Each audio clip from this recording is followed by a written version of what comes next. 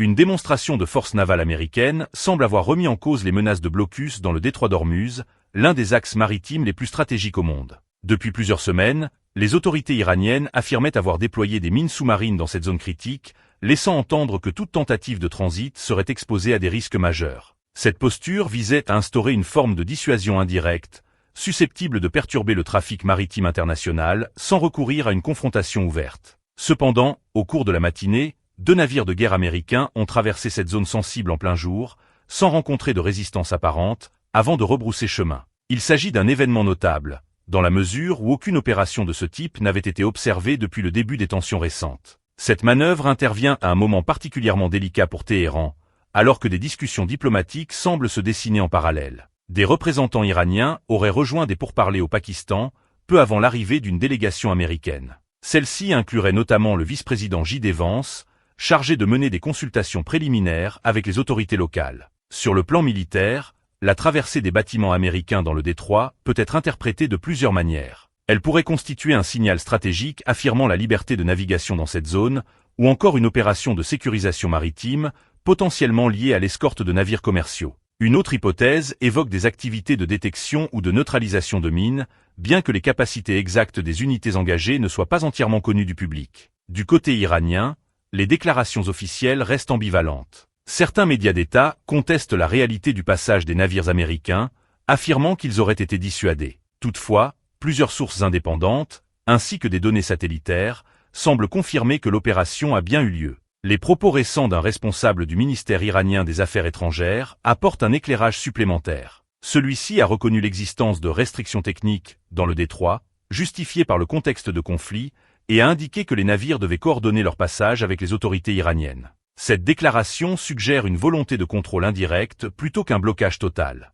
Dans le même temps, des interrogations subsistent quant à la réalité et à l'efficacité du dispositif de minage évoqué. Certaines analyses avancent que ces mines pourraient ne pas avoir été déployées de manière systématique ou que leur localisation précise reste incertaine. D'autres hypothèses évoquent une stratégie de dissuasion psychologique visant à ralentir le trafic maritime sans engagement militaire direct. À l'inverse, des déclarations émanant de Donald Trump suggèrent que des opérations de déminage seraient effectivement en cours, ce qui indiquerait une prise au sérieux de la menace. Toutefois, les détails opérationnels restent flous, notamment concernant les moyens techniques réellement déployés dans la zone. Quoi qu'il en soit, cet épisode met en évidence une réalité stratégique essentielle. Dans un environnement de tensions accrues, la perception du risque peut être aussi déterminante que le risque lui-même. Le détroit d'Ormuz, par sa configuration géographique étroite et son importance économique mondiale, demeure un point de pression majeur où s'entremêlent démonstrations de force, signaux politiques et incertitudes opérationnelles. Ainsi, au-delà de l'événement ponctuel, cette séquence illustre une dynamique plus large.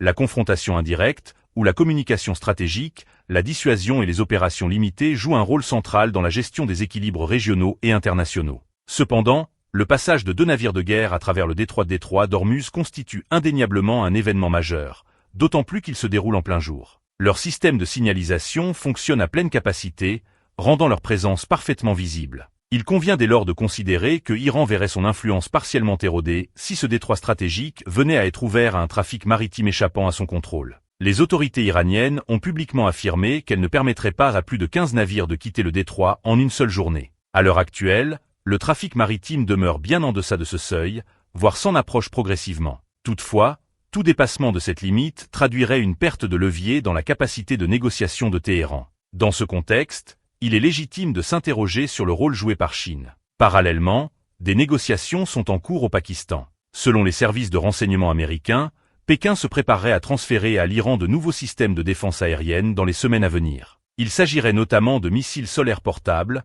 communément désignés sous le terme de Manpad. Ces armements ont, par le passé, représenté une menace asymétrique significative pour les aéronefs américains évoluant à basse altitude et pourraient à nouveau jouer ce rôle en cas d'échec d'un éventuel cessez-le-feu. Il convient de rappeler que, lors d'une conférence de presse consécutive à une récente opération de sauvetage, le président Donald Trump a confirmé qu'un avion de chasse F-15 Eagle avait été abattu par un missile portatif. Une multiplication de ce type d'armement constituerait donc une menace sérieuse pour l'aviation américaine si les hostilités venaient à reprendre. Malgré ces tensions, certains signaux positifs émergent des négociations en cours. La délégation iranienne, estimée à environ 70 membres, comprend un large éventail d'experts, économistes, diplomates et spécialistes de la sécurité. Cette composition traduit une mobilisation complète des ressources humaines iraniennes dans la perspective d'un accord. Parmi les participants figure également Mohammad Baghri, soutenu par le corps des gardiens de la révolution islamique, ce qui souligne la volonté d'intégrer les positions des différentes composantes du pouvoir iranien dans le processus de négociation.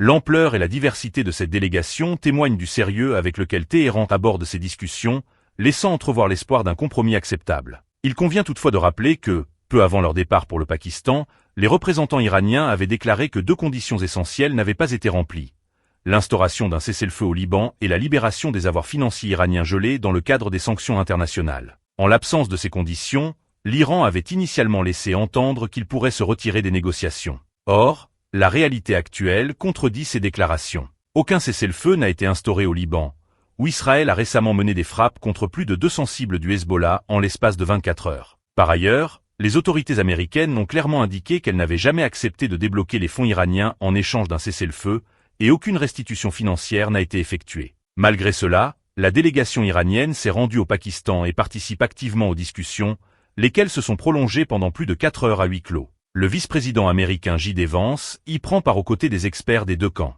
Cette situation suggère que l'Iran accorde une importance cruciale à la poursuite des négociations, en dépit de l'absence de concessions préalables. Deux interprétations peuvent être avancées. D'une part, il est possible que Téhéran ait adopté une posture initiale de fermeté dans le but d'obtenir des concessions supplémentaires, sans réelle intention de se retirer du processus. D'autre part, la persistance des négociations pourrait refléter une nécessité stratégique pressante, poussant l'Iran à maintenir le dialogue malgré des conditions défavorables. Quoi qu'il en soit, cette évolution suscite un profond mécontentement au sein du Hezbollah et parmi une partie de la population libanaise, qui perçoivent cette démarche comme une forme d'abandon. Tandis que le conflit entre Israël et le Hezbollah se poursuit, la relation entre l'Iran et ses alliés régionaux semble s'en trouver fragilisée. À ce stade, les discussions se poursuivent sans qu'aucune information précise ne filtre quant au point d'accord ou de désaccord. Toutefois, pour comprendre pleinement la posture actuelle de l'Iran, il est nécessaire de revenir sur les dynamiques historiques qui ont façonné sa stratégie, notamment depuis révolution iranienne de 1979.